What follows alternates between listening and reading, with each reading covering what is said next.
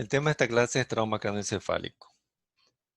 Recordamos la terminología usada en una tomografía en cuanto a la imagen. Todo lo que nosotros vamos a observar blanco le denominamos hiperdenso, es decir, la sangre en fase aguda, calcificaciones hueso. Todo lo que nosotros observamos negro o gris oscuro es hipodenso, como el edema perilesional, el líquido, la sangre en fase subaguda, en fase crónica, la grasa y el aire. Todo lo que nosotros observamos como un gris neutro, parecido a la sustancia blanca cerebral, le decimos isodenso. De pronto el término isodenso también es para comparar la densidad de una estructura patológica o de una lesión con la densidad de una estructura anatómica normal. Tenemos un algoritmo que si el paciente llega al área de emergencia con trauma craneoencefálico, ¿ya? Si llega asintomático, se le realiza una rayos X de cráneo. Si en la rayos X de cráneo le sale una fractura, entonces se solicita una tomografía porque de pronto debajo de esa fractura podemos nosotros encontrar una hemorragia. Pero si en la rayos X de cráneo no le sale fractura, entonces se irá a la casa bajo vigilancia ambulatoria. Pero si el paciente al área de emergencia llega con sintomatología del trauma craneoencefálico, no se va a perder tiempo en solicitar una rayos X de cráneo, porque hasta que se emita la orden, lo reciba el área de imágenes y desocupen el área de rayos X porque de pronto puede tener otro paciente, vamos a perder tiempo. Entonces solicitamos directamente una tomografía de cerebro simple y con ventana ósea. Depende de lo que encontremos nosotros en la tomografía, el tratamiento será clínico o también quirúrgico.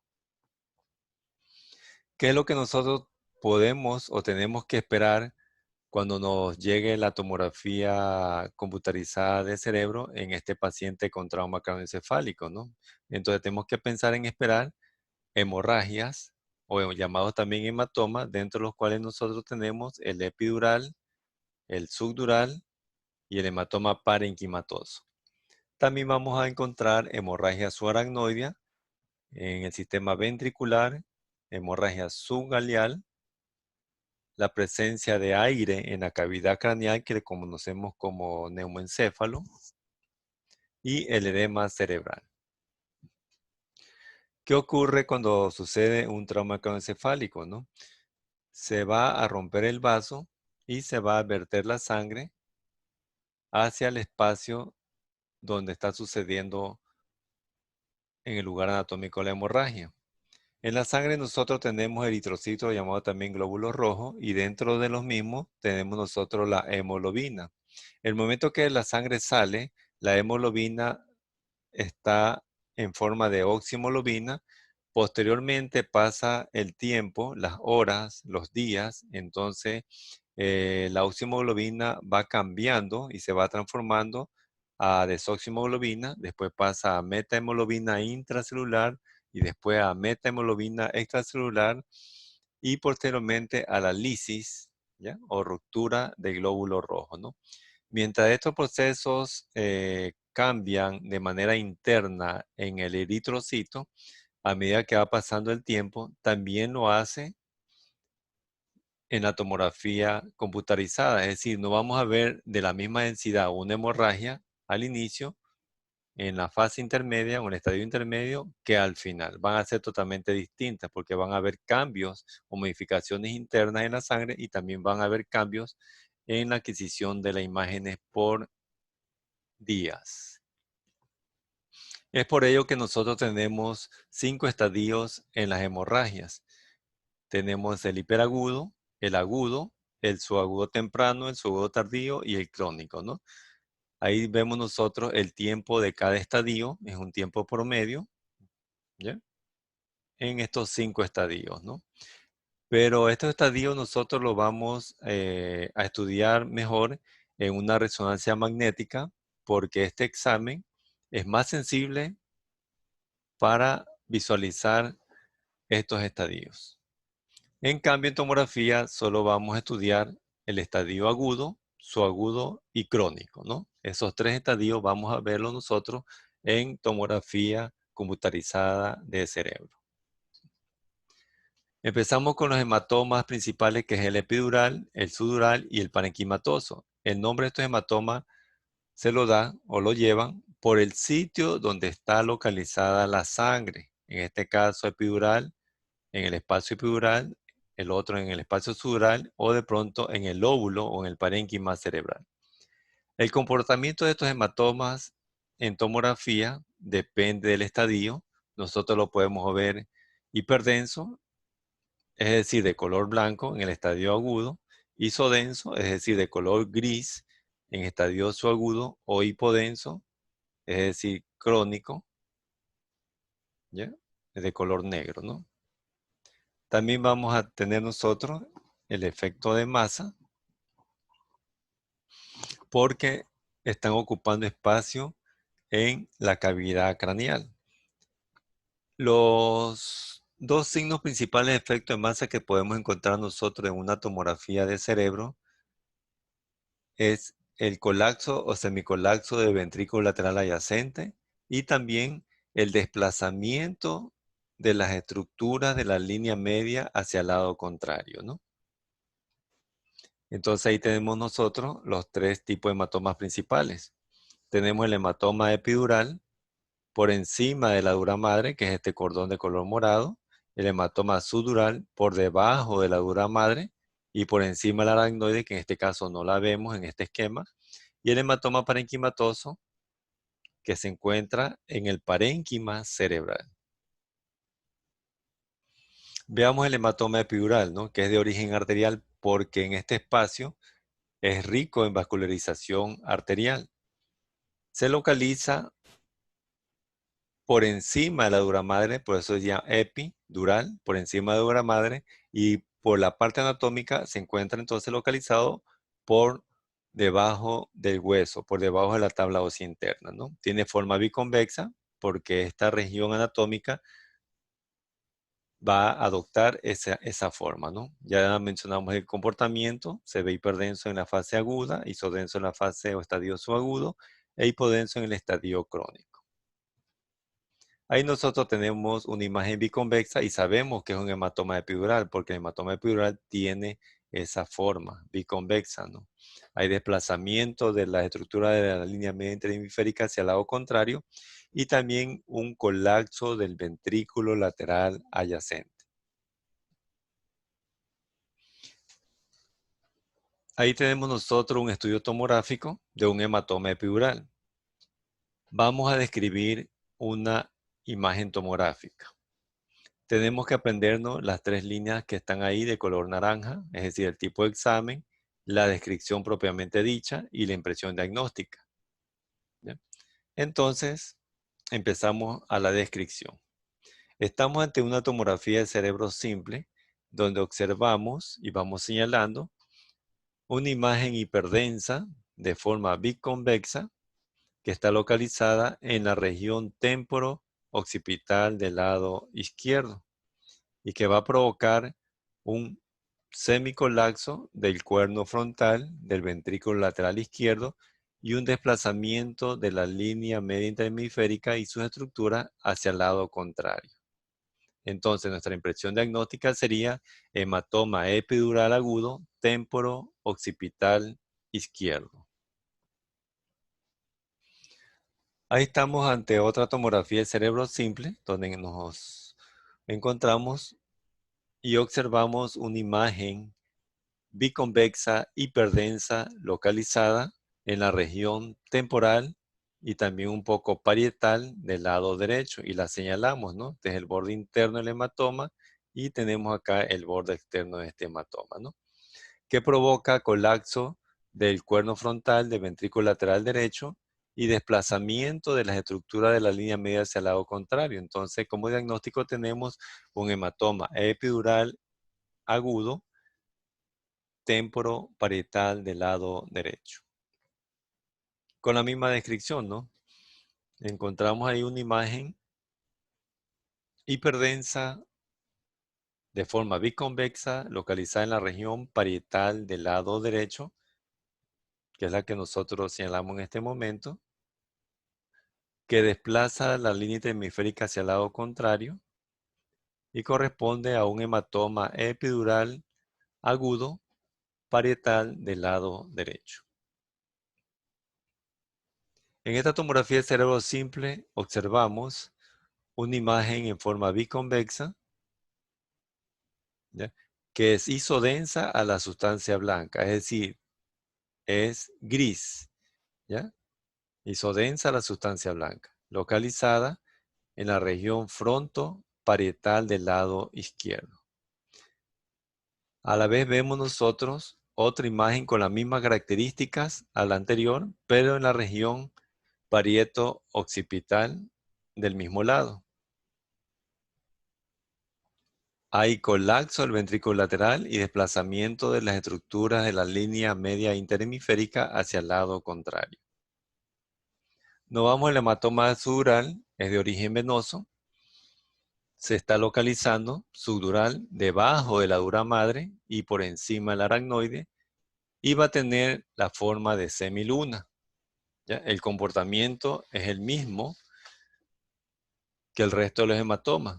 Es hiperdenso, es decir, blanco en la fase aguda, isodenso, es decir, gris en el estadio subagudo, hipodenso, es decir, negro en el estadio crónico. Ahí tenemos nosotros esta imagen en forma de semiluna que corresponde al hematoma subdural, que provoca colapso del ventrículo lateral y desplazamiento de las estructuras de la línea media interhemisférica hacia el lado contrario. Entonces empezamos a la descripción de este estudio por imágenes. En esta tomografía de cerebro simple, nosotros observamos una imagen hiperdensa de forma en semiluna. Todo este vendría a ser la imagen en forma de semiluna, hiperdensa, que está localizada en la región frontoparietal del lado derecho, ¿ya?, que provoca un semicolapso del ventrículo lateral derecho y el desplazamiento de las estructuras de la línea media hacia el lado contrario. La impresión diagnóstica sería hematoma subdural agudo frontoparietal del lado derecho.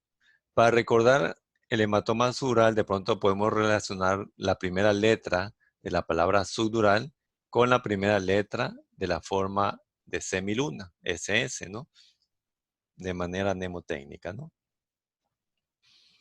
Tenemos en esta tomografía de cerebro simple una imagen en forma de semiluna,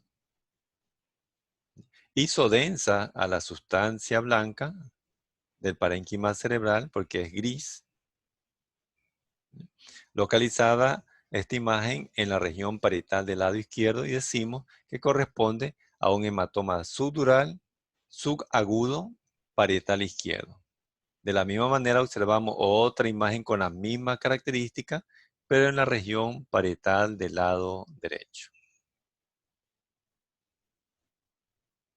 Aquí en esta tomografía de cerebro simple, nosotros observamos una imagen en forma de semiluna, hipodensa, se ve en negro, es hipodensa, localizada en la región parietal del lado izquierdo. Entonces decimos con impresión diagnóstica que es un hematoma subdural crónico parietal izquierdo. Tenemos también el hematoma parenquimatoso, que tiene forma redondeada y también a veces ovoide y de bordes lobulados. Es el único de los tres hematomas y de todos los hematomas que tiene edema perilesional. El edema perilesional se lo va a ver hipodenso, ¿ya? Es decir, es aquella imagen redondeada, hiperdensa, que es el hematoma, que es el sangrado en el parénquima, y está rodeado de una imagen hipodensa, ¿no? Porque el edema perilesional es hipodenso. ¿Por qué se va a formar el edema? Porque hay una citotoxicidad en las células parenquimatosas del cerebro por la contusión que ha sufrido este órgano. Igualmente va a provocar el efecto de masa y al ver nosotros una hemorragia o un hematoma parenquimatoso, puede tener varios orígenes. Puede ser traumático, puede ser por hipertensión arterial, puede ser un tumor que esté sangrando, una malformación que esté sangrando y otras patologías, ¿no? Pero el principal diagnóstico al ver esta imagen es hematoma parenquimatoso, ¿ya? Entonces, el comportamiento en cuanto a densidad es el mismo, ¿no? Hiperdenso en fase aguda, isodenso en estadio subagudo e hipodenso en estadio crónico. En este esquema, nosotros observamos el hematoma parenquimatoso de forma ovoide, de bordes lobulados, ¿ya? Que está localizado no en el espacio epidural, no en el espacio dural, sino que en el parénquima cerebral. Entonces aquí tenemos nuestro primer estudio, donde observamos el hematoma parenquimatoso. Entonces empezamos a describir, ¿no?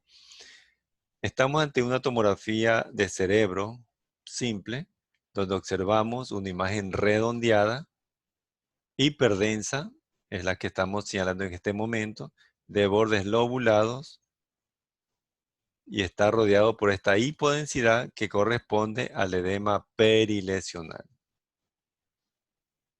¿ya? Localizada esta imagen en el lóbulo, ahora sí decimos lóbulo, parietal del lado izquierdo, que provoca colapso del ventrículo lateral izquierdo y también desplazamiento de la línea interhemisférica hacia el lado contrario. Nuestra impresión diagnóstica es hematoma parenquimatoso agudo parietal izquierdo. En esta otra tomografía de cerebro simple, observamos una imagen redondeada, hiperdensa, ¿ya? Con una hipodensidad periférica que corresponde al edema perilesional.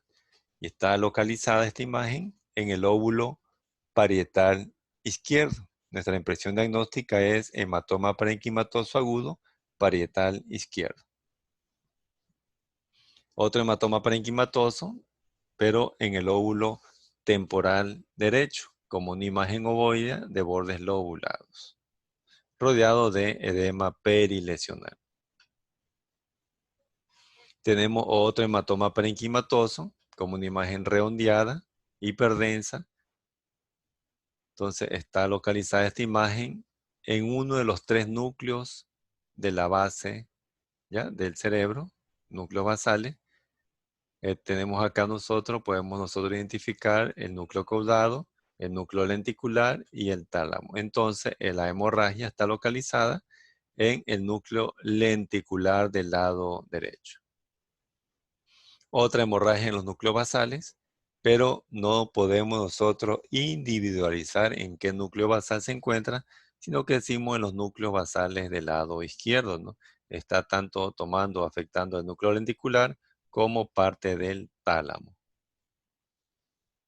Entonces tenemos como resumen nuestros tres tipos de hematoma y vamos a identificarlo por la forma que tienen, ¿no?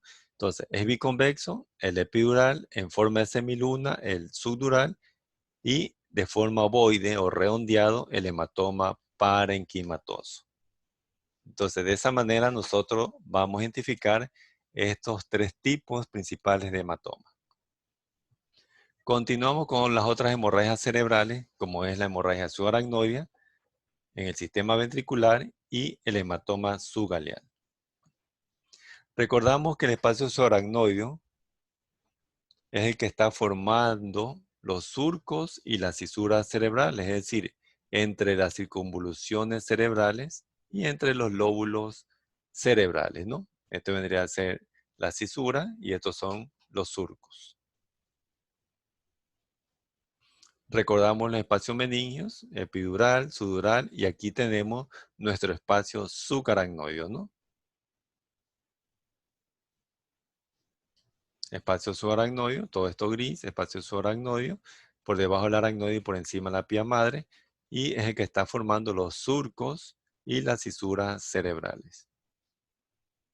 Aquí vemos en esta tomografía los espacios subaracnoideos basales, estas imágenes lineales ya las vamos a ver pronto, ¿ya? Y también en la parte más cortical de los surcos cerebrales y hacia la periferia, ¿no? Y también interfrontal, ¿no? que son hipodensos en una tomografía porque están llenos de LCR, ¿no? Entonces, aquí en esta tomografía de cerebro simple, observamos contenido hiperdenso en los espacios subaracnoideos basales.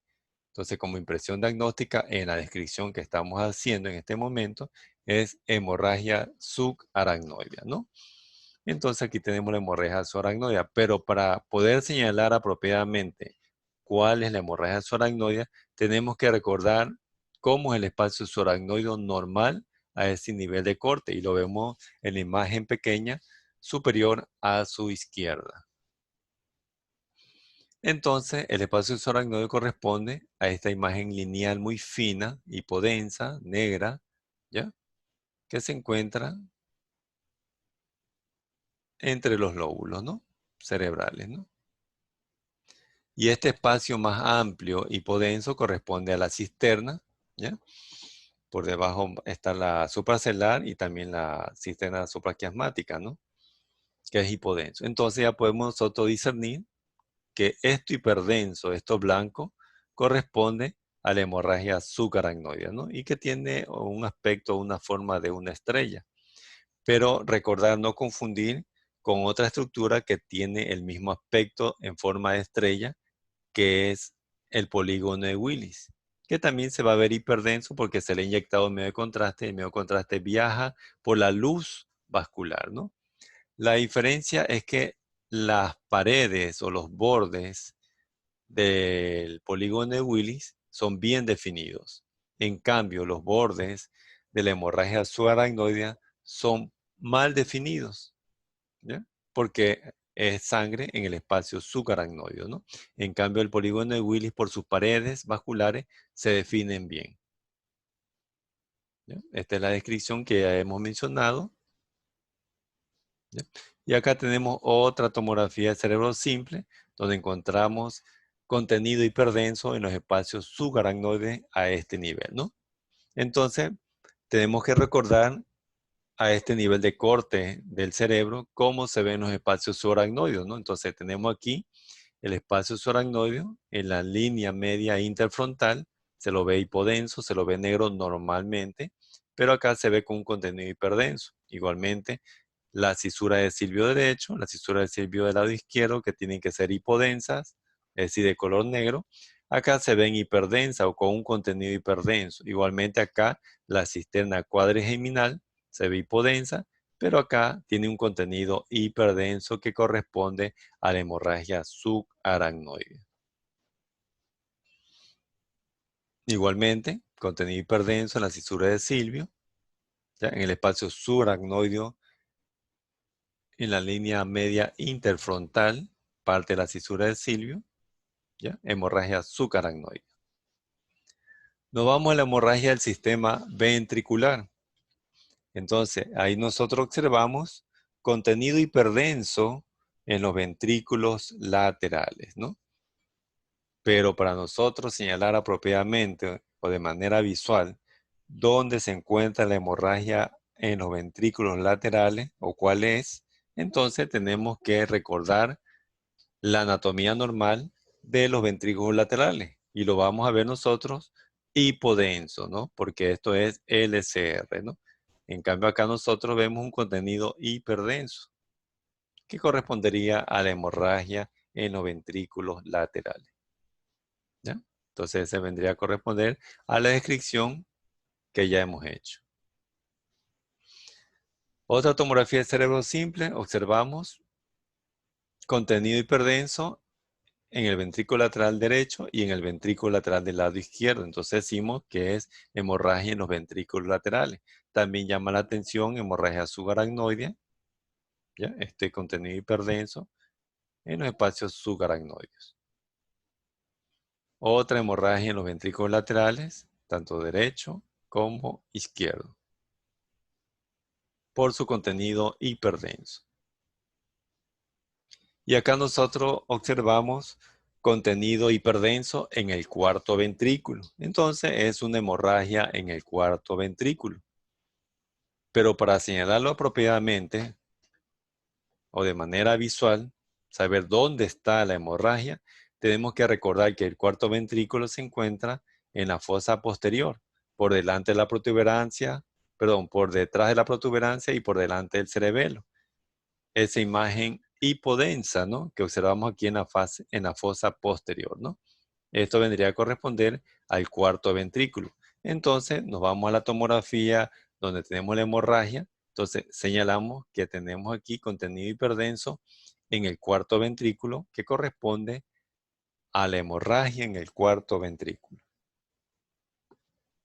Lo mismo, hemorragia en el cuarto ventrículo, y también aquí tengo un contenido hiperdenso en forma de estrella a nivel de la base del encéfalo, que corresponde a hemorragia subaracnoide.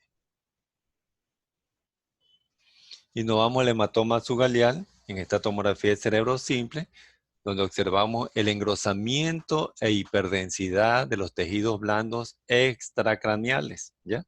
Ya lo vieron ustedes ahí, que está localizado en la parte anterior de la región parietal del lado derecho. Entonces, esto corresponde al hematoma subgaleal.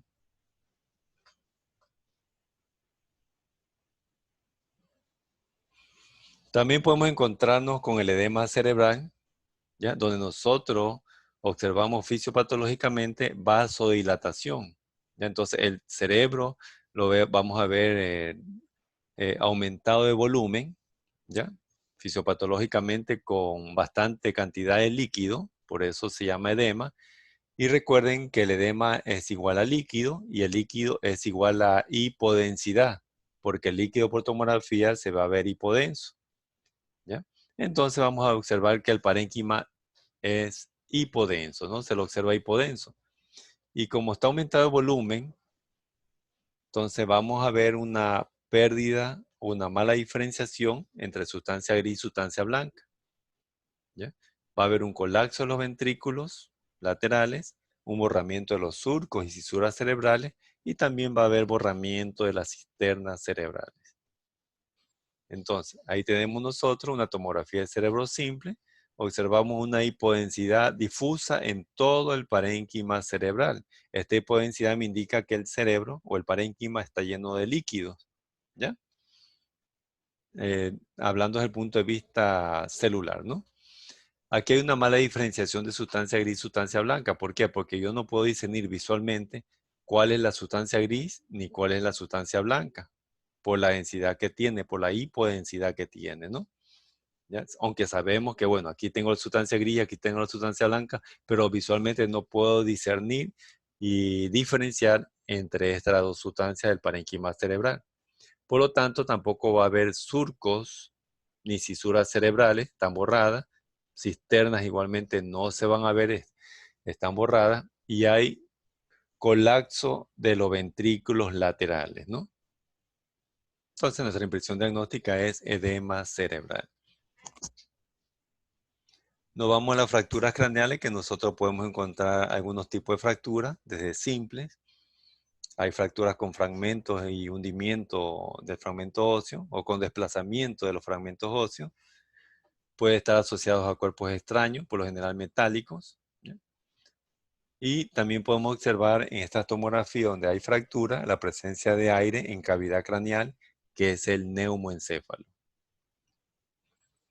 Entonces, en esta tomografía de cerebro, pero con ventana ósea, nosotros observamos alteración de la continuidad, ¿ya?, del hueso parietal, ¿no? Entonces decimos que tenemos fractura parietal bilateral, ¿ya?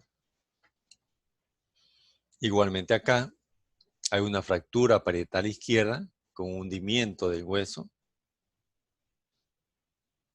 Acá observamos la presencia en esta tomografía de cerebro simple de una imagen ovoide, hipodensa, o sea, totalmente oscura, es decir, de color negro, que corresponde al aire. Entonces, esto corresponde a un neumoencéfalo.